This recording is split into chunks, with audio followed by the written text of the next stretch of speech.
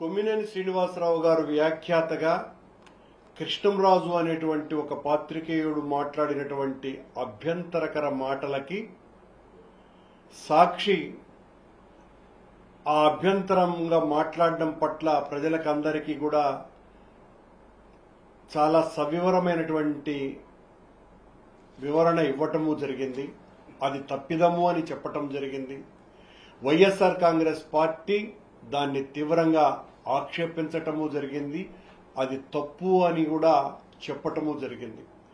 June 6న జరిగినటువంటి కొమ్మినేని శ్రీనివాసరావు గారు వ్యాఖ్యాతగా ఉండగా ఈ కృష్ణంరాజు గారు అనేటువంటి వ్యక్తి మాట్లాడినటువంటి మాటల పట్ల ఇమీడియట్ గానే కొమ్మినేని శ్రీనివాసరావు గారు, సాక్షి యాజమాన్యము, ఆ తర్వాత వైఎస్ఆర్ కాంగ్రెస్ పార్టీ దాని మీద స్పందించి అలా అని ఉండకూడదు అనని ప్రజలకు ఒక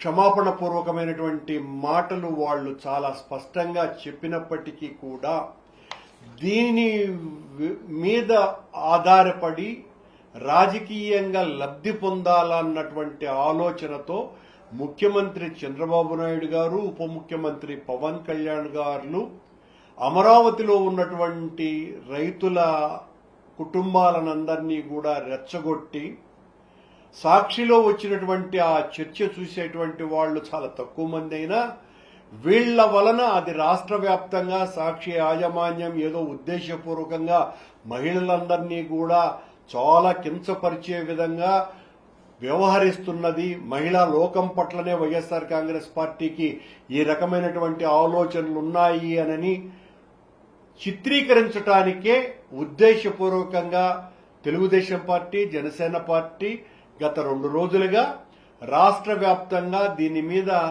అనేక రకాలైనటువంటి నిరసన కార్యక్రమాలు, పత్రికా సమావేశాలు, కేసులు బుక్ చేయమని చెప్పి ప్రతి పోలీస్ స్టేషన్లలోనూ కూడా కంప్లైంట్లు ఇవ్వటాలు, ఇలా దీని ద్వారా వైఎస్ఆర్ కాంగ్రెస్ పార్టీని నిర్వీర్యం చేయడానికి వీళ్లకేదో పత్రికల మీదనో లేకపోతే ప్రజల మీదనో చాలా గొప్ప నమ్మిక, ప్రేమ ఉన్నట్టు కాదు, లేకపోతే వీళ్లే పత్రికా స్వేచ్ఛను, పత్రికల యొక్క గౌరవాన్ని ఇనుమడింపజేసే విధంగా ఉన్నట్టుగా మాట్లాడుతున్నటువంటి తెలుగుదేశం, జనసేన పార్టీ నాయకులారా, మీ నాయకులు, మీ కార్యకర్తలు, మీ అనుచరులు మా రోజా గారి దగ్గర నుంచి మహిళలందరి పట్ల ఎంత దుర్మార్గంగా, నీచంగా మాట్లాడినారో తెలియనటువంటి విషయం ఎవ్వరికీ, మొత్తం సభ్య ప్రపంచానికంతా కూడా తెలియకుండా పోయినటువంటి వాళ్ళు ఒక్కరు లేరు.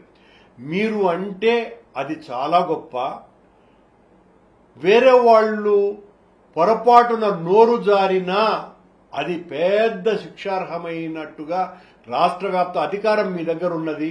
తద్వారా మీరు ఎవరినైనా కూడా రెచ్చగొట్టి ఈ రకమైనటువంటి ఉద్యమ రూపంలో మీరు ఆందోళనలు చేసి ఈ రోజున సీనియర్ జర్నలిస్ట్ అయినటువంటి కొమ్మినేని శ్రీనివాసరావు గారు తన జీవితమంతా కూడా పాత్రికేయ వృత్తికి అంకితమై చాలా మంచి పేరు తెచ్చుకున్నటువంటి శ్రీనివాసరావు, పాత్రికేయుడుగా ఉన్నతమైనటువంటి శిఖరాలను చూసినటువంటి వ్యక్తి శ్రీనివాసరావు, దాదాపు 50 సంవత్సరాలుగా పాత్రికేయ వృత్తినే లక్ష్యంగా, ధ్యేయంగా, ప్రవృత్తిగా మలుచుకొని ఉన్నటువంటి శ్రీనివాసరావు గారి మీద వైఎస్ఆర్ కాంగ్రెస్ పార్టీ మీద చేస్తున్నటువంటి దాడిగా శ్రీనివాసరావు యొక్క అరెస్టును ఈ రోజున మీరు చేసి తద్వారా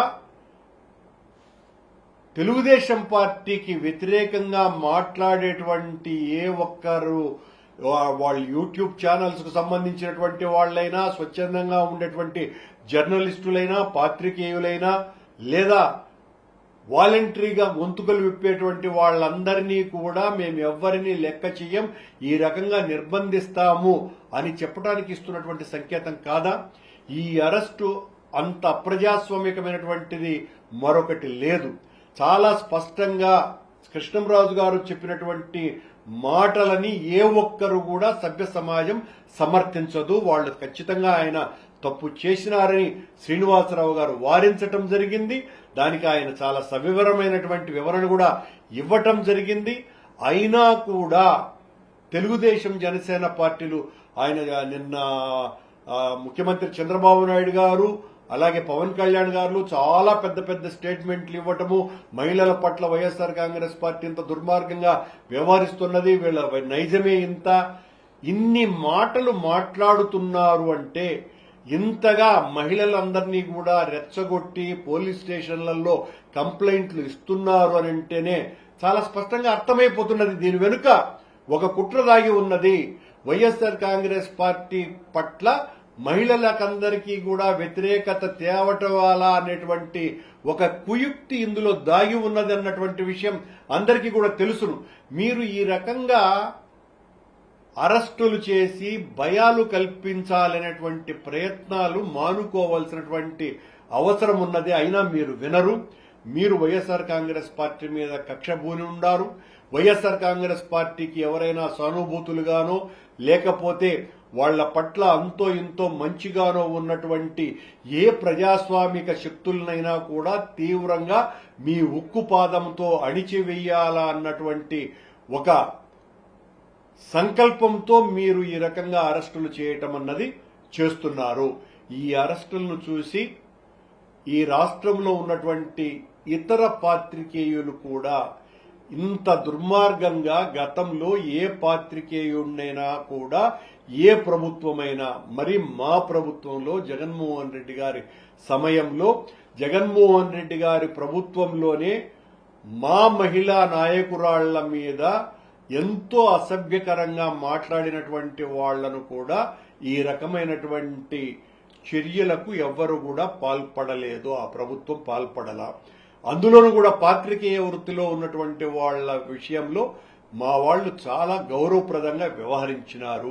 కానీ చంద్రబాబు నాయుడు గారు, పవన్ కళ్యాణ్ గారు తమ అధికారాన్ని ప్రశ్నిస్తే సహించటానికి వాళ్లు సిద్ధంగా లేరని, రోజు ఈ రకంగా డైవర్షన్ పాలిటిక్స్ చేస్తూ వాళ్ల మీద వస్తున్నటువంటి ప్రజా ఆగ్రహాన్ని మళ్లించటానికి ఎక్కడో జరిగినటువంటి తప్పిదాన్ని పెద్ద ఎత్తున కొండంతగా ఎత్తి చూపి వైఎస్ఆర్ కాంగ్రెస్ పార్టీ నైజమే ఇది అని వీళ్ల మీద బురద చల్లటానికి ఈ రకంగా వ్యవహరిస్తున్నారు అనటానికి ఇంతకంటే ఉదాహరణ మరో సంఘటన లేదని శ్రీనివాసరావు గారి అరెస్టును తీవ్రంగా ఖండించాలి. ప్రజాస్వామ్యవాదులందరూ కూడా జరిగినటువంటి ఆ తప్పు పట్ల శ్రీనివాసరావు గారు, సాక్షి యాజమాన్యము, వైఎస్ఆర్ కాంగ్రెస్ పార్టీ తప్పు అని ప్రకటించిన తరువాత కూడా ఈ రకంగా అరెస్టులు చేయటం అంటే ఇంతకంటే దుర్మార్గం మరొకటి లేదు అనే విషయం తెలియజేస్తుంది. ఈరోజు సాక్షి పత్రిక కార్యాలయం కూడా దాడి చేస్తా ఉన్నారు కుట్రపూరితంగా. ఏ విధంగా చూడాలంటారు? సాక్షి పత్రిక మీద దాడి చేయటము అంటే ప్రజల గొంతుకలను ఉక్కుపాదంతో నలిపేయాలన్నటువంటి ఆలోచనకు మరింతగా పెచ్చరిల్లినట్టుగా తెలుగుదేశం పార్టీ ప్రవర్తించటం తప్ప మరొకటి కాదు. ఈ రకంగా సాక్షి యాజమాన్యం, సాక్షిలో పనిచేస్తున్నటువంటి ఆ వ్యాఖ్యాత శ్రీనివాసరావు గారు చాలా స్పష్టంగా తప్పు అని ఒప్పుకున్న తరువాత కూడా ఉద్దేశపూర్వకంగా సాక్షి మీద దాడులు చేయటము అంటే ఇది ప్రజల గొంతుకల్ని నులిపివేయటమే. ఏ ప్రజా గొంతుకని, ఏ ప్రజా స్వేచ్ఛకు అనుమతి ఇవ్వకుండా ఉండాలన్నటువంటి ఆలోచనతోనే సాక్షి యొక్క నోరు మూసేయాలన్నటువంటి ఆలోచనతో తెలుగుదేశం పార్టీ, జనసేన పార్టీకి సంబంధించినటువంటి గూండాలే ఈ రకంగా సాక్షి మీద దాడి చేస్తున్నాయి.